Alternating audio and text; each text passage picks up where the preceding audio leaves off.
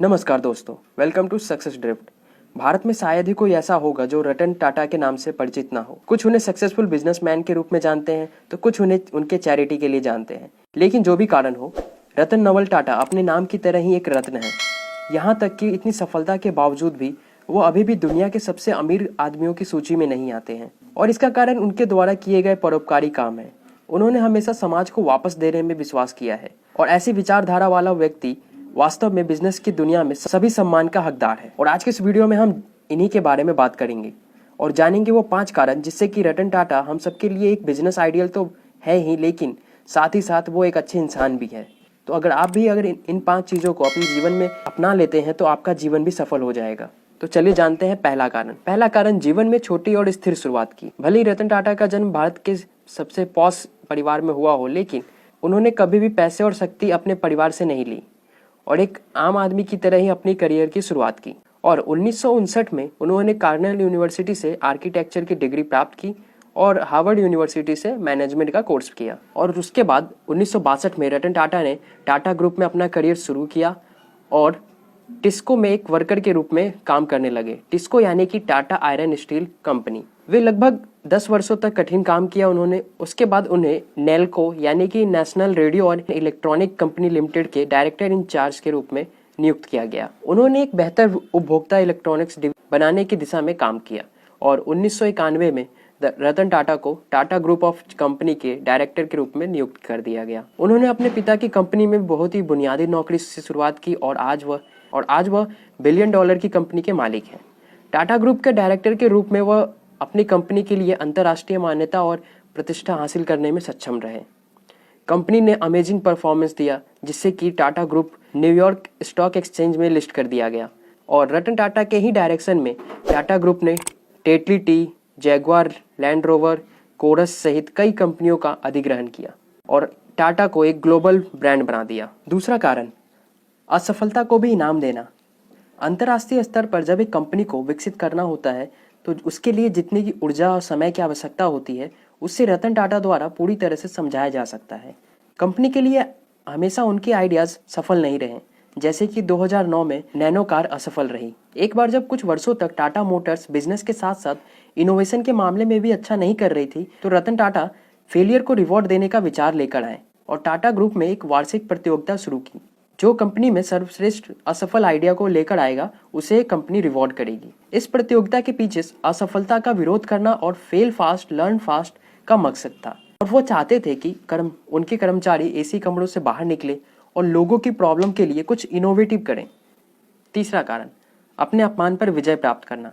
Tata group ने जब अपनी पैसेंजर कार टाटा इंडिका को वर्ष 1998 में लॉन्च किया, लेकिन टाटा इंडिका अपने पहले वर्ष में ही असफल हो गई और पैसेंजर कार का ये प्रयोग विफल होता हुआ दिखाई दे रहा था। तो कई लोगों ने रतन टाटा को यह सलाह दिया कि आप ये पैसेंजर कार का बिजनेस बेच दीजिए। तो रतन टाटा ने भी इस पर सहमति जताई और फोर्ड को एक प्रपोजल दिया। तब उसके बाद फोर्ड हेडक्वार्टर में 3 घंटे की बैठक चली और तब फोर्ड के डायरेक्टर बिल फोर्ड ने रतन टाटा से कहा कि जब आप इसके बारे में नहीं जानते थे तो आप ये पैसेंजर कार के बिजनेस में एंट्री ही क्यों की, और यदि अगर हम आपसे अब यह बिजनेस खरीदते हैं तो यह एक एहसान होगा आप पे। यह सुनकर रतन टाटा को बहुत ही बुरा लगा और वो घर वापस जाने का फैसला किया उन्होंने। और यात्रा के दौरान वह बहुत ज़्यादा तनाव में थे और अपने आप को अपमानित महसूस कर रहे थे।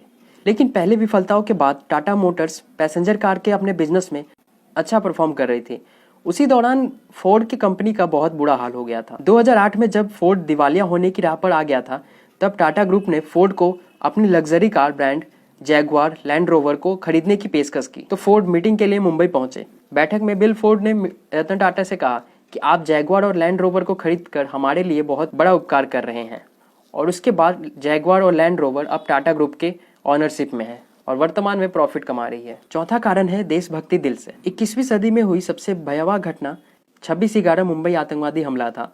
टाटा ग्रुप के ऑनरशिप वाले ताज होटल पर आतंकवादी हमला होने के कुछ महीनों बाद अपने ताज होटल को फिर से तैयार करने के लिए सबसे बड़ा टेंडर लॉन्च किया। उस टेंडर के लिए कुछ पाकिस्तानी कंपनियों ने भी आवेदन कर दिया और 2 पाकिस्तानी उद्योगपति अपॉइंटमेंट के बिना ही रतन टाटा से मिलने मुंबई पहुंच गए।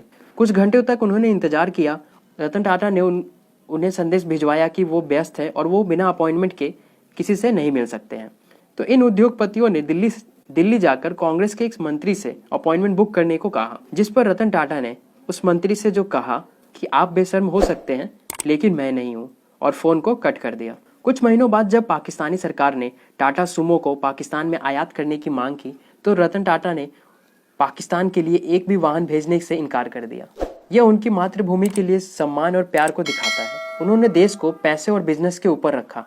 यही मुख्य कारण है कि हम सभी रतन टाटा को किसी अन्य बिजनेसमैन से अधिक ज्यादा पसंद करते हैं। पांचवा कारण है परोपकारी। रतन टाटा केवल ना एक फेमस बिजनेसमैन है बल्कि वो एक बहुत बड़े परोपकारी भी हैं। उनके इनकम के हिस्से का 65% से भी अधिक पैसा चैरिटेबल ट्रस्ट में जाता है और वो कभी भी डोनेशन देने में पीछे नहीं रहते हैं।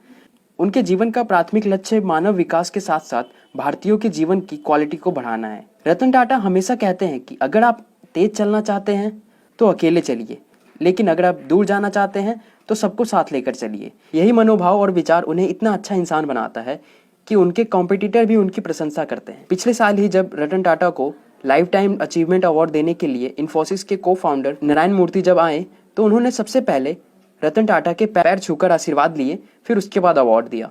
कुछ ऐसा व्यक्तित्व है रतन टाटा का। सच में रतन टाटा एक रत्न है। तो आज के इस वीडियो में इतना ही। लाइक करें अगर वीडियो काम की लगी हो तो, और कमेंट करके बताइए कि मैं और कौन से मेंटर और बिजनेस के बारे में वीडियो बनाऊं।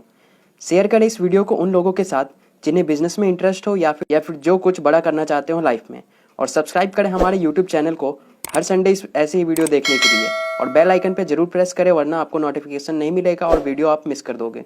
और अगर आप ये वीडियो फेसबुक या इंस्टाग्राम पे देख रहे हैं तो हमारे पेज सक्सेस ड्रिफ्ट को फॉलो और लाइक करना मत भूलिएगा।